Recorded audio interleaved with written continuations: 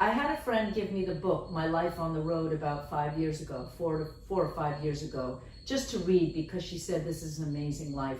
I had known Gloria Steinem in New York before that, and I kind of knew her the way most people, as an icon, and she was very generous and very helpful. She knew my mother because my mother is a big politico in Massachusetts, and she had read my mother's book, and my mother, which is called Running Against the Wind, a good book for women, and she also started programs in Massachusetts, my mother did, for politics, to get women into politics after their babies are born or they were frustrated and never got to actually do it. So she actually created in Boston College and UMass and other places programs to help women feel bold enough to get into the system. Right. So everybody from Elizabeth Warren onwards knows who my mom is. Mm-hmm. So I'm an artist, and my sister was an activist as well, but I read this book and it wasn't particularly cinematic. It was a road book, and it was all over the map, literally America, Africa, India, places, chapters on taxi rides, chapters on canvassing for politicians, making Ms. Magazine, parts about her childhood. That was the part that just stayed with me, and I said, you know, this is really worthy of making a movie. I don't know how I'm going to do it, but I'm going to call her up and get the rights to her novel, to her autobiography. So she thought I was out of my mind, and she said, but I love your work, I love Across the Universe, I love Lion King. She even loved Spider-Man, which was one of my, I love Spider-Man too, but it didn't get to be fully realized. She just basically said, go ahead. And then I had to figure out how to do it. And the idea of the Glorias, why it's called the Glorias and not Gloria or Steinem, is because I used 4, actually more, but I won't talk about that because you have to see the movie. I have a 6-year-old, a 12-year-old, Alicia Vikander plays 20 to 40, Julie Taymor plays 40 to 80. And they're all together from time to time on this bus out of time that I have in black and white where they can interact with each other. So it's 80 years of this woman's life. 80. Right. Yeah. So there's no way I could have done it with 1 or 2 women. So I also love the idea that they're inner monologues, things that she wrote in the book about how she felt about her mother not fulfilling her life career as a journalist, how she felt about her irresponsible father, how she felt about herself. Instead of having voiceover, I decided to have them interact with each other.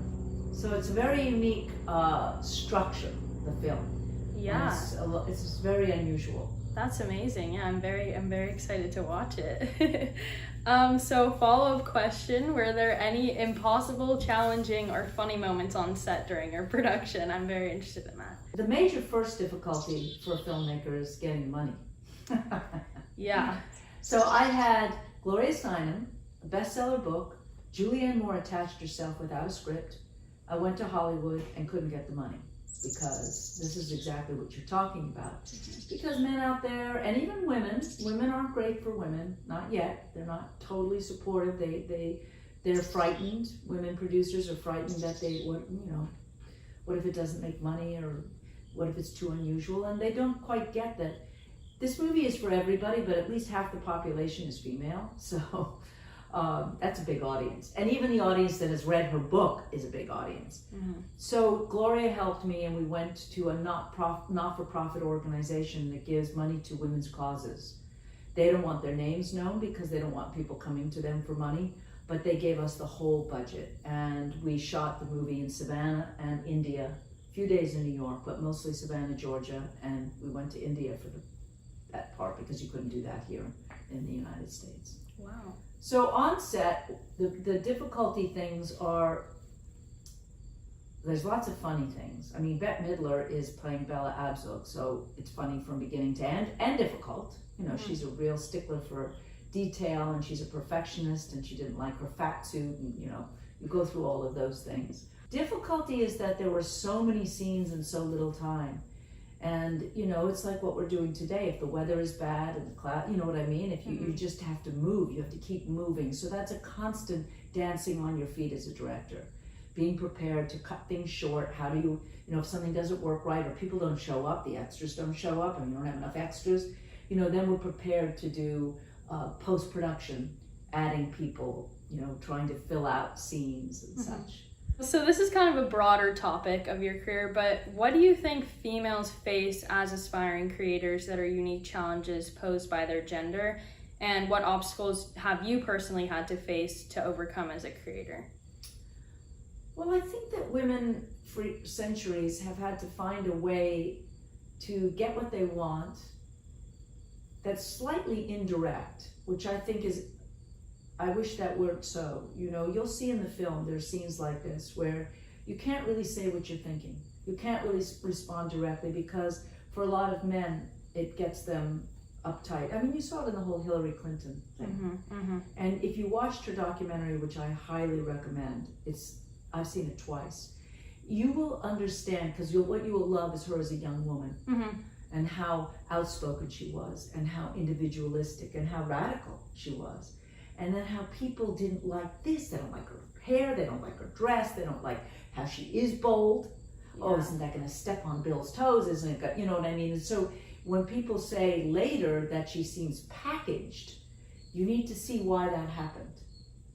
So how does a young woman keep her individuality and her voice and her direction without, whether it's men or other women, feeling intimidated, feeling that they're too strong or too pushy or too aggressive? It's that kind of thing that women have always had to manage, is that, Yeah, I completely agree. So do you have an opinion on why yours may be a great career for women? And do you have any advice you can offer to women who are pursuing a job in directing? Well, I think that the reason you direct is because you have a really big need to tell a story. You just don't do it for the money, because I'll tell you, I'm lucky I have The Lion King, and that's about the only thing I've ever done that's made money. So, I get paid in films, but there's no, unless you're doing some kind of processed blockbuster that has a guarantee to be marketed. And I mean that. If a movie is not marketed, it doesn't matter how good it is. Our money, the Glorias, if we were possibly going into movie theaters and it was popular, we could have made the money back, and the financiers were going to give it to women's causes. So they didn't care to recoup. So we're sort of sad that is highly unlikely with streaming. But I don't do it for the money. I do it because I love directing. I love having ideas. I love creating original stories. And I think women are very good working with other people. I think because of how they are good listeners, and this is Gloria Steinem's greatest trait. Her greatest trait is listening. They've had to be second fiddle and behind the scenes, so they're good psychologists. And when you're a director, half of that is figuring out how to hope that your actors come up with what you want, but they feel that they've done it. And I think a lot of people really appreciate women directors when they get to work with them. They love it, because women have a much, it's not that it's a softer touch, but they listen, and psychologically they really work with the actors. I really love doing original work, so it's really fun for me to either adapt a book or come up with my own idea. Minimum 2 years on a film.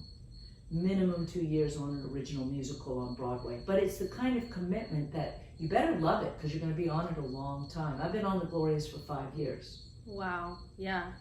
That's so eye-opening to think about. I hadn't thought about it like that. But yeah, I agree that women are very empathetic, and they I see are. that. It's exactly the right word. And I have 7 projects on my burners. It's a lot of burners.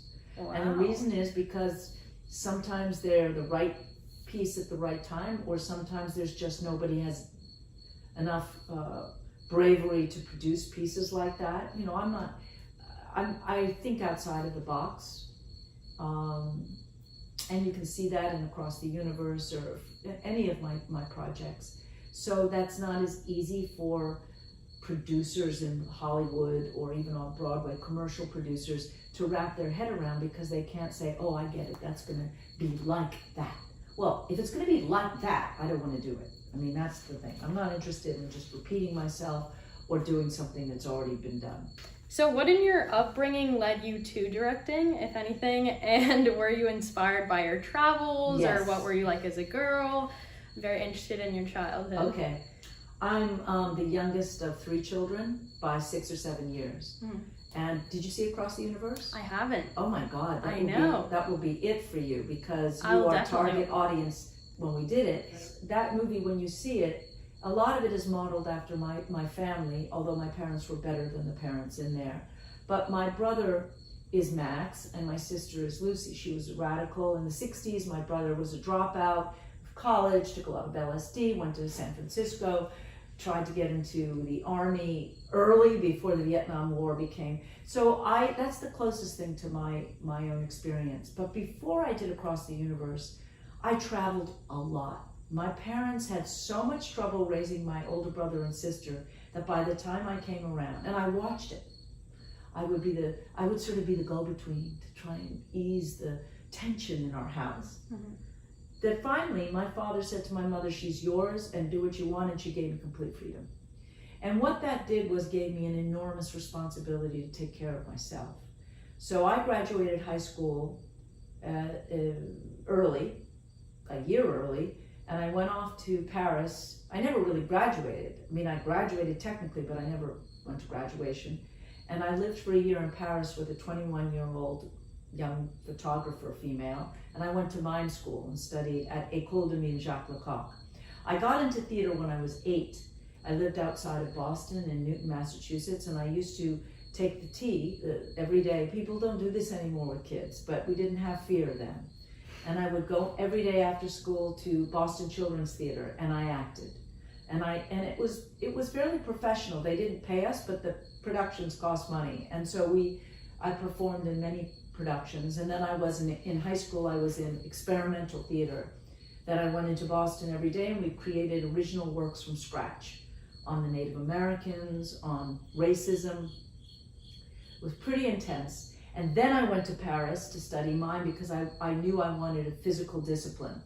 So I spent a year in Paris, and I performed, I created masks. I'm also a sculptor. So all the masks of Lion King I sculpted, all the puppets and masks I made myself with a crew, but I sculpt them and I designed the costumes. So being a visual artist is also something that I did naturally. I didn't study theater either. I just did it from a very young age.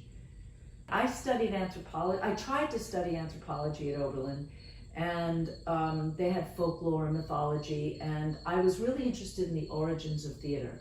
And so I studied religion, because shamanism and the kinds of things where theater, its earliest forms are in shamanistic practices. So my junior year, either sophomore, I think, I went to New York for a year, and I studied with Margaret Mead at Columbia University, and then I did theater off Broadway, and I acted, and then I was acting professionally. And at that time, as an actor, and I was studying acting, I was a pretty young ingenue, and I hated it. And all I could play is the pretty young ingenue, and it was a big, fat bore. So I thought, I just physically couldn't play the character roles, and I didn't like it. And I also didn't like the lack of control over my life. So I went back to Oberlin. I did theater there, a really interesting theater there. And then I got a Watson Traveling Fellowship upon graduating from Oberlin to Eastern Europe, Indonesia, and Japan. Wow. And it was to study visual theater and experimental puppet theater. So it's for a year, a Watson Fellowship. So I went to Eastern Europe, and I saw extraordinary, sophisticated puppet animation and puppet theater, not for children at all. That's where I started understanding the power of sculptural movement, which is what puppetry is. It's really visual art manipulated. And then I went to Indonesia. I was planning to spend a year in Japan with this folk bunraku troupe. Bunraku is the form of puppetry where 3 people manipulate it. I don't know if you've ever seen it. It's very beautiful traditional theater. Mm-hmm. But it's 3 people all in black, and they disappear. You just concentrate on the puppet. So they show how the puppet is manipulated. Anyway, I was planning to go there for a year to the folk puppet. Is an island called Awaji, because they have women in that group. In the traditional Japanese bunraku, very high, refined art, women are not allowed. Okay? So, but before I went to Japan, I went to Indonesia, and I had studied in a program in the summer before that year. In Seattle, I had studied some Indonesian shadow puppetry and mask performance, but I really I wasn't prepared for what I faced when I got to Indonesia. I went for 3 months, and I stayed 4 years at age 21. And after traveling through Bali and Java, and you have to understand, this was over 40 years ago. There weren't any tourists in Java. Bali was not even what people know Bali is. It was really, I had to learn to speak Indonesian. I started a theater company after 2 years of Javanese, Balinese, Sundanese masked dancers and actors. Oh, wow. We all lived together in Bali, and then we toured throughout Sumatra, Java, and Bali for a year and a half, creating 2 original theater pieces. Oh my gosh. So yeah, I have a book called Playing with Fire, and so you can see all of that in that book and my whole story. And it has about 30 years of my theater and film work in it. So you get photographs, and you get how I conceived each play and each film. I think it goes right up to, what does it go up to? Across the Universe. That's the end of the book. That's the 3rd edition is the end, if you look for it. It's an Abrams art book. So, and then after 4 years in Indonesia, I tried to bring my theater company out, and I couldn't. And by that time, I decided that I really wanted to come home and start doing work here. So I went to New York. And it goes on and on and on. I mean, I'm not a young spring chicken, so, it just goes on and on and on and on. And I know that in the Lion King show, you were keen to increase the presence of female roles. Yes. For example, you expanded the role of Rafiki to a female part, and then also Nala's role was made more buff and strong to match that of a female lion in real life as well. Well, female lions run the show. Yeah, don't exactly, they? exactly. I mean, male lions sleep all day, so it's the whole Lion King is really a fallacy. I mean, I knew it when I got the job, but it was a great offer. I mean, there was something. I hadn't seen the animated film. They were shocked. Because, I mean, I don't have children, and why would I go see a Disney thing? So I grew up with them, but I was doing opera in Japan and at the LA Opera, and so it was kind of a weird thing when they called me. But I saw the movie, and I thought, wow, that's a challenge. I'd love to figure out how to do a stampede on stage. That appeals to me. The things that are impossible appeal to me a lot. So, yeah, I start with the story, though. I didn't start with what are the techniques, what is the dance, what does it look like? Not at all. I started with the story, and what I felt about the first animated film, which I think is beautiful, is that it's incomplete. It's short, and they knew it. So they said, well, how would you like to expand the story? I said, well, this is a classic coming-of-age tale. In order to earn the crown, in order to be king, he has to have really gone, in order to come home, he has to go to the edge of the cliff.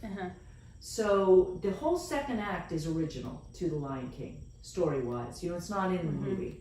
And I felt that Nala was pathetic in the movie, and the mother, this is classic for fairy tales, the mother, Sarabi, can't be a big part, because if you have a healthy, strong, beautiful mother, why do you leave home? Why do you leave home? You have to have one of those nasty stepmothers, right? I mean, this is kind of fairy tale treachery, actually. Every Disney but Nala seemed to be really great, because when Simba goes off, of course, Nala has to pick up the slack and take care of the Pride Lands, and then she has to deal with Scar, who is very aggressive with her.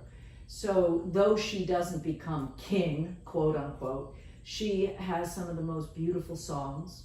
Like I think Shadowland is my favorite, and you really get a sense of her. And also she chastises Simba for being, for running away. But he thinks that he killed his father. Of course he didn't, but he feels responsible. So those little story points I was responsible for, and then I worked with the writers, and they wrote the script. I didn't see the new animated film, even though my name is up there as producer. I won't talk about it. Wow. I mean, I was kind of shocked that they went back to having a male Rafiki.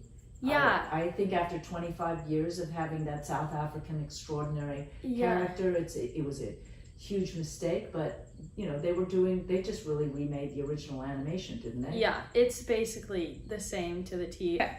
So you've had the unique experience of creating and directing both movies and live production. So what are some of the most prominent differences you've noticed, and how you work in each environment? How does that vary? The great difference between the two mediums has to do with transitions and editing. You can edit in film. You can be in an Eskimo snowfield and then be in a savanna, in Africa. Mm-hmm. Just cut.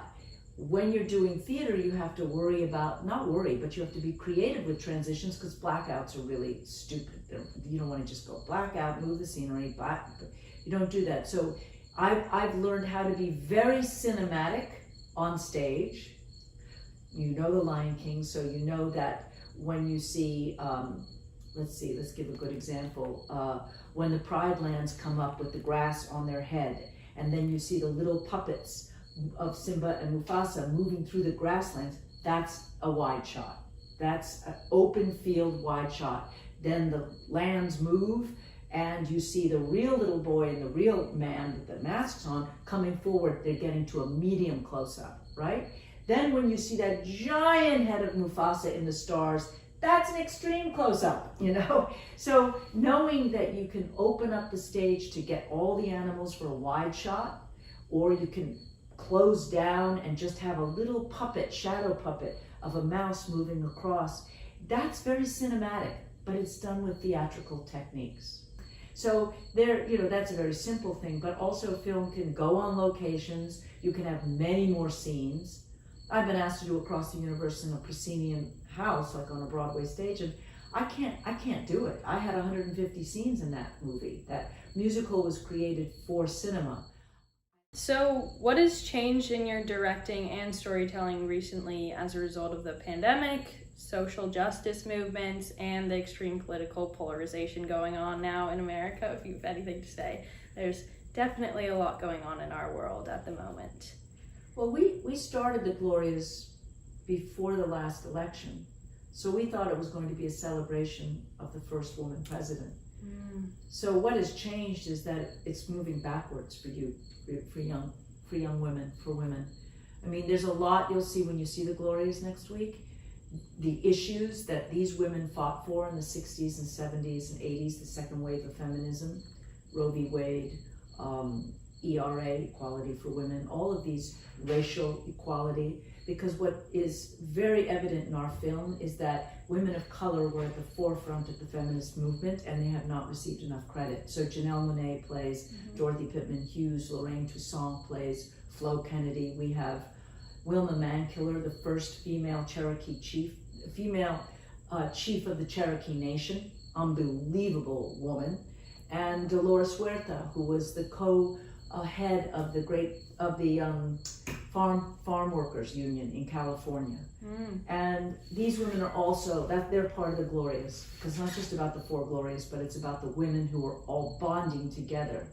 And I think that this movement now, everybody, I've been doing a week of press, everybody who's seen it has talked about how it's more relevant right now, even since Ruth Bader Ginsburg passed away. That's good and bad. I mean, that means we're in a sorry situation. But hopefully it'll inspire women and men, because this is equally popular and for men, to be very active. We have a lot to lose right now, a lot. So all I can do is, Gloria Steinem and myself and Julianne and the other actors were supposed to be out on the road this month, going to swing states, encouraging people to register to vote, to think about the issues. We can't do it, so I've been doing a lot of Zooming, a lot of interviews. Gloria is all over the map. I mean, she's on TV, she's been doing a lot. If you look online and look in social media, Julianne as well. As far as, I've become much more aware of everything doing the film The Glorias. I thought I knew, just like Frida Kahlo. When I did Frida Kahlo, I wasn't as enamored of her art as I was of Diego's until I really got deep into the story she was telling through her art. Then I really appreciated the work. So sometimes the work itself draws you deeper as you do your research. I am doing, the COVID has been for me and Elliot, who's my partner, not other partner. He's the composer I've worked with for 30 years, 35, who you'll meet in a minute. Elliot, during the pandemic, was able to make the score for the album, which is out. I mean, you can order it now, but it will be out on October 2nd. And he's been doing orchestral works for Poland and other commissions. For me, I'm very lucky during COVID because there's work that I could do. Number one, I finished the main on end titles, which I'm hoping that Amazon will keep because it's really important to the end of the movie, but quite often the streamers just cut off the credits. So you won't know who is anybody in it, which is sad. I've been doing that. I finished the main on end titles and the end titles. And then Elliot, who is my partner in life and also the composer I've worked with for 35 years, he did the score. So he just finished the album last week, and that'll be out October 2nd on Apple Tunes or iTunes, whatever you say. And he's also been commissioned to do new works, and we have a studio here. So he's been composing, and I've been working on 2 screenplays. So I'm a young screenwriter. I'm the director, and I've been guiding her through this adaptation of an incredible book, which I'm not allowed to say until they announce it. And the other project that I've been working on is an original screenplay of something that I'm very excited about. That, again, I don't want to get into it, but this is the one thing as a writer-director, I can do the prep part now. I can do the writing now. And I did a lot of visual effects long distance, and there are things that we can do as director-writers. Otherwise, to be in a room or be on set directing, I'm not going to do it. Even though I have friends who are out there doing it, I'm not going to do it until I really know it's safe. Wow, yeah, that's really awesome. I'm glad that you're finding things to do, especially in this time, and that it's working out. So. And being in a beautiful place. Yeah, exactly. Never anywhere. There's nowhere better than being here. Yeah. I can say that about a school as well.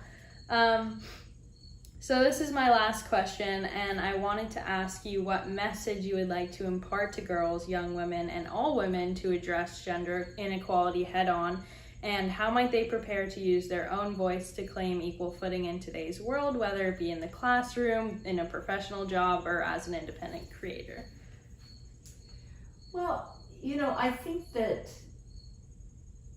knowing who you are and knowing your limits and saying those limits don't exist if I really want to go beyond. Because I think often women, you'll see with Gloria, she didn't think she wanted to be a dancer, and she was terrified of public speaking. So you're going to see someone who isn't fully formed yet. Finding your voice takes time. Be kind to yourself. And if you're a director, as I say, tell stories that you're passionate about. As far as, dealing with inequities or sexism or misogyny or any of that, I think the Me Too movement has been a very strong, good movement, but I also think you can get self-righteous, quite frankly. And I'm an old lady, so I grew up where we just sort of thought, well, these idiotic men, that's just the way they are. Just let it be water off, unless you're being put into a very compromising position, which you should never accept. There's a point where you just can laugh it off. It's their problem. Walk out. You'll see that in the Glorias as well, when she was, a pass was made by her boss. And she went, you know what? I don't need this. I'm just going to quit. So don't get yourself into those situations. I know many stories early on in this, when this whole thing started to change about that, where women felt that they couldn't speak up because they'd lose their job.